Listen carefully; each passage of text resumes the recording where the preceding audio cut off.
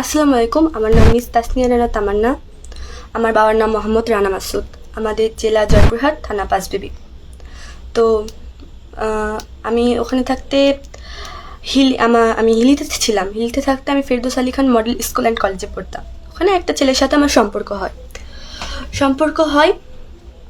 তো ওখান থেকে আমার বাবা আবার আদমদিঘি থানা, বগুড়া আদমদিঘি থানা ট্রান্সফার হয়ে আসে। মানে ছেলেটার সাথে তো আমার দীর্ঘদিনের সম্পর্ক, 4 বছরের। তো তারপর ওই ছেলেটার সাথে আমি চলে আসার পর আমার বাবা আমাকে মানে জোর করে নিয়ে যায়। আমাকে নিয়েও যায়, আমার শ্বশুর শাশুড়ির লোকদের উপর মারধর করে। আমার হাজব্যান্ডের নামে মিথ্যা মামলা দেয়। তারপর আমার শ্বশুর শাশুড়িদের নামেও মিথ্যা মামলা দেয় যে আমাকে নাকি অপহরণ করে নিয়ে আসছে।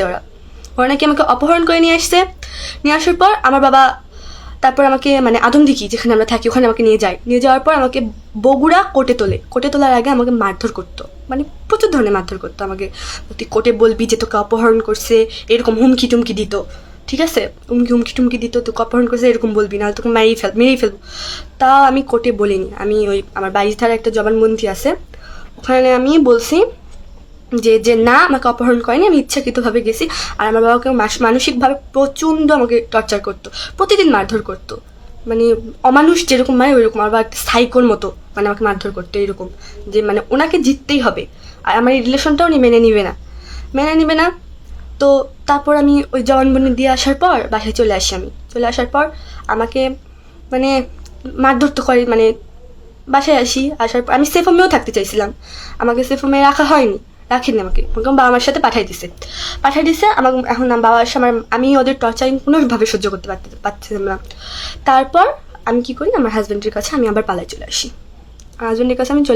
এই কথা আমার শ্বশুর শাশুড়ি জানে না। আমার শ্বশুর শাশুড়ি যদি জানতো আমাকে কিন্তু দিয়ে পাঠাতো ওদের কাছে, কিন্তু আমার শ্বশুর শাশুড়িও এই বিষয়ে জানে না। কিন্তু এখন আমি যেটা দেখতেছি, আমার বাবা কি বলে পোস্টার ঢাকায় সম্মেলন করতেছে বিভিন্ন সাংবাদিকের কাছে আমার মানে একটা পোস্টার নিয়ে দাঁড়াইছে আমার বাবা, আমার মা। ওরা মানে রাস্তায় বসে কান্নাকাটি, এত পরিমাণ অ্যাক্টিং জানে, মানে অ্যাক্টিংয়ে মানে ওরাই সেরা। আসলে সবই হচ্ছে অহংকার আর টাকা। ওরা মানে টাকা দিয়ে যাকে পাচ্ছে তাকেই নিয়েছে। আসলে আমার শ্বশুর শাশুড়ি মধ্যবিত্ত, এটা ওদের সবচেয়ে বড় প্রবলেম। মানে আমরা এত এরকম হাই লেভেলের এরকম, আর আমার মেয়ে ওই ঘরে গেছে এরকম। তো আমি তো মানে রিলেশন ছিল, এখন তো আমি যাবো না। আমি বিয়ে হয়ে গেছে, সব কিছু হয়ে গেছে, আমি কীভাবে যাবো? আমি আমার হাজব্যান্ডের কাছেই থাকবো। তো আর কি বলার, আমার হাজব্যান্ডকে জেল খাটানোর জন্য মার খাওয়া মানে পুলিশের হাতে মার খেলে নিবে। র্যাবও পাঠাইছিল আমার শ্বশুরবাড়ির লোকজনদের বাড়ির সাথে, র্যাব পাঠাইছে, পুলিশ পাঠাইছে, গুন্ডা পাঠাইছে, টাকা দিয়ে গুন্ডা কি কিনবে কিচ্ছু পাঠাইছে না আমার ফ্যামিলির মানুষদের। এইরকম জঘন্য মানে শত্রুরাও এরকম করে না যেরকম ওরা করতেছে। মানে একটা শত্রুও এরকম করে না ওরা যেরকম করতেছে। তারপর আমার হাজব্যান্ডকে মারার জন্য মানে খুব চেষ্টা, মানে মেরেই ফেলবে, মানে ফাঁসি দিবে। আমাকে অপহরণ করছে এটা নিয়ে ফাঁসি দিবে। এখন নিজের মেয়ের মান সম্মান তো এইভাবে নষ্ট করতেছে, নিজের মান সম্মানও নষ্ট করতেছে। এরকম সাংবাদিকদের কাছে যায়, এরকম পোস্টার দিয়ে এরকম এগুলো করার কোনো মানে আছে? এগুলো করার আরে ভাই, আমি তো ইচ্ছাকৃতভাবে আসছি, আমাকে কেউ অপহরণ করেনি, আমি ইচ্ছাকৃতভাবে আসছি এখানে। তা এমন করার মানে কি? আর কি আমার মাথা পাগল হয়ে গেছে। আমি এর আগেও একটা ভিডিও করছিলাম, ওই ভিডিওটা আপনারা হয়তো দেখছেন, যে আমার হাজব্যান্ডকে নিয়ে ভিডিওটা করছি। আমি ভালো আছি, এখন আবার এই সাংবাদিক এসব দেখে আমার মাথা তো ফুল নষ্ট হয়ে গেছে। আমি আর কি বলবো? আমার শ্বশুর শাশুড়ি এসব বিষয় কিছু জানে না। আমার হাজব্যান্ড মানে এটা একটা প্রেম ঘটিত বিষয়, এটা তো মানে কোনো অপহরণ কিছু না।